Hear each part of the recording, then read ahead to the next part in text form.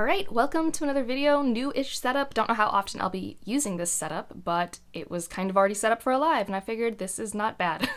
So, we're gonna go with it. I don't know how often it'll be as accessible to me, because this chair is just, it's not always here. I live in an apartment. Nothing is ever stagnant. So, we're gonna get into it though. We're gonna talk about my stats and my goals, what goals that I am evolving, keeping, changing, and there will be another video in the future where I talk about books that I need to read before the end of the year as I go through those lists for like my Reddit bingo, the books I want to read in 2022, etc.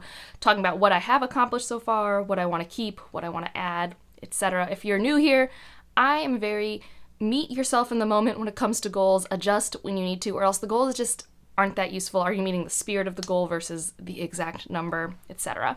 And I like stats because they keep me aware of what's actually happening versus me just like feeling the vibes. Because sometimes I'll be like, oh yeah, I totally have accomplished X.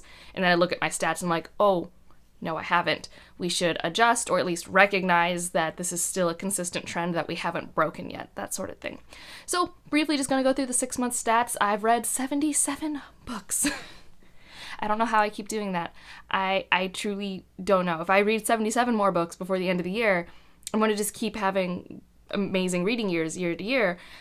But like I feel like that's not sustainable. And I think maybe the last couple months I've come more into my older reading balance in terms of number of books or pages a month. And I know earlier April was like a huge reading month, so we'll see where we're at the end of the year. I don't need to be reading 77 more books. Like, I like reading, I want to keep reading as I want to read, but this is just such a high number. And the number of pages is around 31,000. That includes audiobook, and that's just a lot of pages.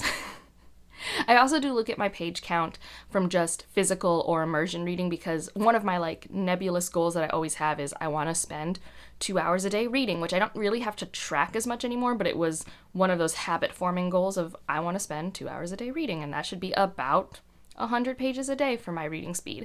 And so we're still maintaining that even with the audiobooks included. And what was interesting is, so here are my books read per month. April is the biggest, as we all know, because that was the most books I ever read in a month. And there were big books there too. And June, I just had my disappointing wrap-up, was the least amount, which made sense because I only read like 2 books in the first 2 weeks of June. So the fact that I got to 9 in June, quite spectacular. But then you look at the pages read, and like I said, I keep it so that I remove the audiobooks just so I can like keep a sense of how many pages am I reading physically or immersion read. And although May had 13 books, it had less than 3,000 pages. So I read a lot of short things that month, and I just didn't like clock that. So that's why sometimes this is kind of interesting for me. Because I even went through and was like, am I missing a book? Because I didn't even read that many audiobooks in May. I read like 2 or 3.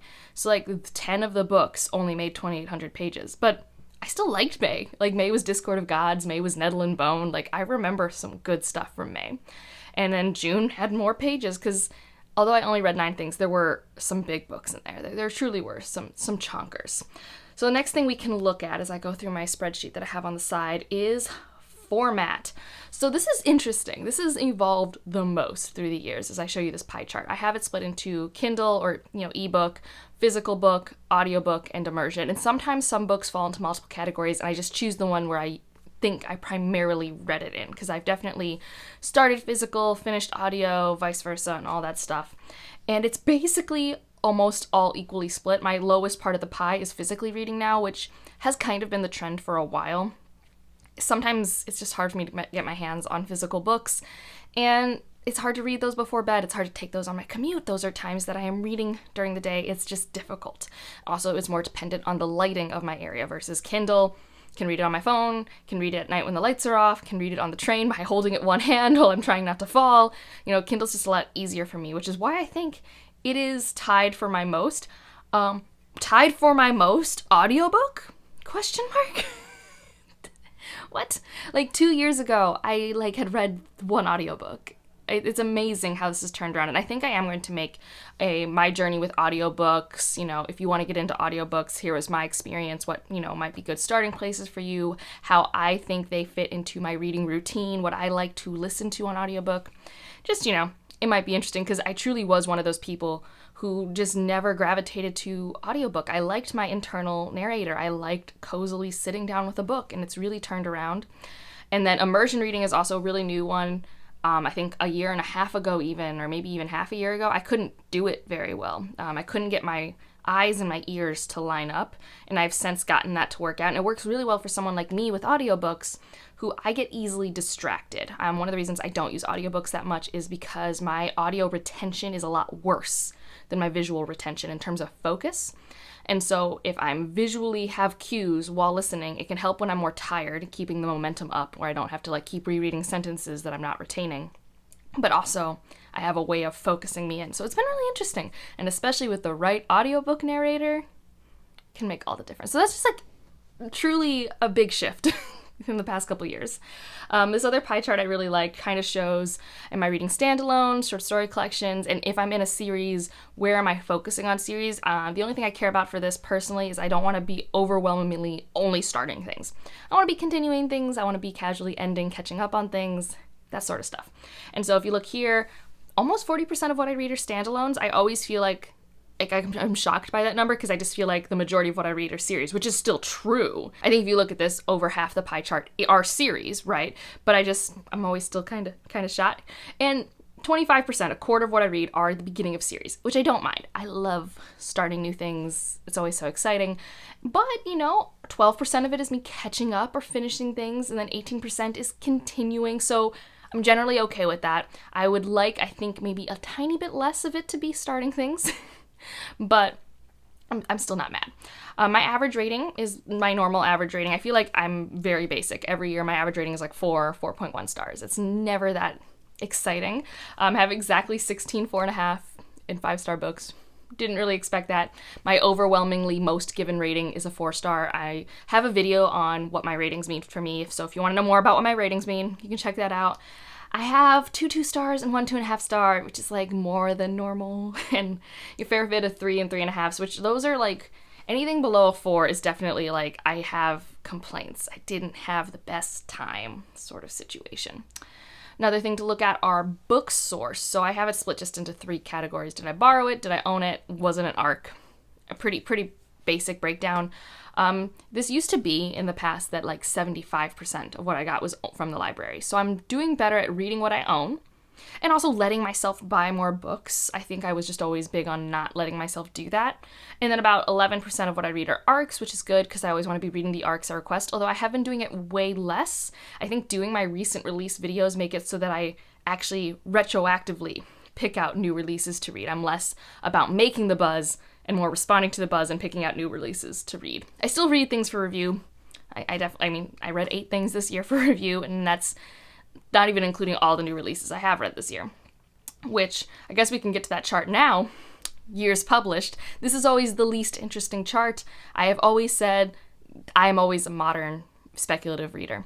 I joined the game reading stuff that was published when I started reading adult, which was in 2005. I have always been reading in the moment what has been published. That's a part of why I have already read a lot of the big BookTube adult SFF favorites before I joined this channel, because I read them when they were published. Like, I already did that. And some of them I want to reread, and some of them I don't. So yeah, vast majorities from 2016 to now is what I've read. I think it's funny that apparently 2008, 2011, I've read nothing published in those years. And I have read some backlists. So I've read one book from the 80s and I've read some from the 90s. And I am working on a backlist science fiction series. So I'm still reading some older backlist. But I'm a modern speculative fiction reader. Presumably that's why you're on this channel. I'm not known for reading the classics. I don't love the classics even in my genre most of the time. I'm pretty basic that way. Back to genre. Genre breakdown is not very surprising, but it's exciting to me because I'm actually reading almost an equal number of science fiction and fantasy, which I feel like I love science fiction so much, but I'm always bad at prioritizing it because I get like bogged down in fantasy series. And this year, it's pretty close, like 44% fantasy, 34% science fiction, but it's exciting. And then my third most read is romance. So I'm really excited to be adding that back into my life. I feel like it's been a while, and I like romance stories. I've always liked them. I just usually have consumed them in other media. So it's nice finding what I like written for romance. And then just, a smattering of stuff here and there. We got some nonfiction, we got some horror, we got historical, just smattering of things. Average page length. I feel like this is not that exciting because my average page length, I think, is just like the average length of a fantasy book. I'm not sure. I actually don't know what the average length of a fantasy book is, but 300 to 400 pages is the most read, which I feel like is the most published page length. And I've read some big ones, and so I've read 77 books. I think, only 20 of them are below 300 pages.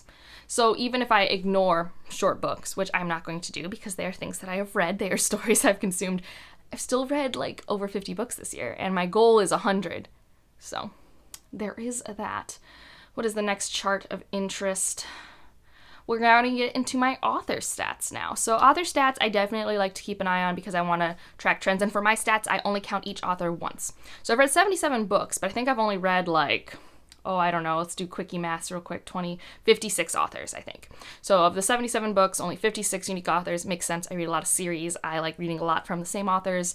And one of my goals, I don't have a number goal for this, but something I noticed last year is only a quarter of the authors I read were male. And this year is I would like to get that up.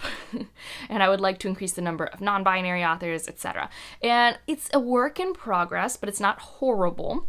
So 34% of the authors I read are male, so we're getting better. I've only read one non-binary author this year, so I need to increase that.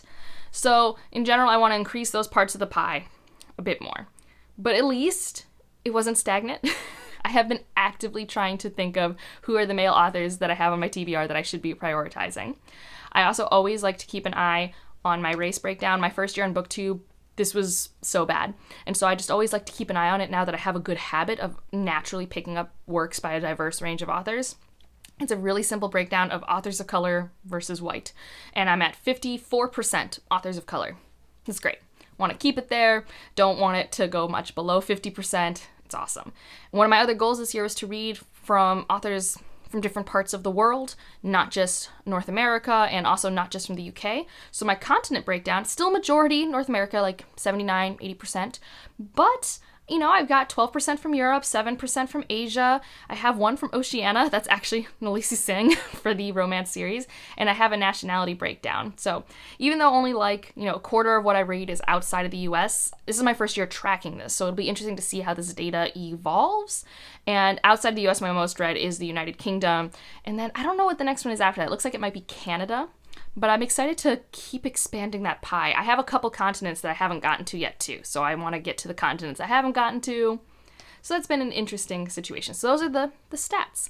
Let's talk about the goals. So I went and watched my old video to figure out my goals and what I'm on track with, what I'm not on track with. And 100 books was my reading goal, like I said. More than on track. We're good. More than on track for my 100 pages a day. I have a soft goal each year of allowing myself to have 12 rereads. I love re-consuming media. I'm a big, I love to rewatch movies, TV shows, books. I love it. It's who I am. I love being in a cozy story that I've seen a million times. I've only read 3 so far this year, and I give myself permission for 12. I just announced my Mistborn Era 2 read-along, so that's obviously going to be 3 more books. So I just need to let myself do more, though. I mean, one of those rereads was the best thing I've read this year. I think I might finish the Hyperion Cantos later this year, so that's 2 other rereads. So I have some planned-ish rereads, but I just need to give myself more permission. When I was sick, all I wanted to do was reread, The Best of All Possible Worlds or Nettle and Bone, and I just didn't, because I was you should be reading these new things, and instead I read, nothing. So I probably should have just reread something. 12 arcs was one of them, because I just don't want to get arcs and not read the arcs I get. I've read 8 so far, so we're doing great.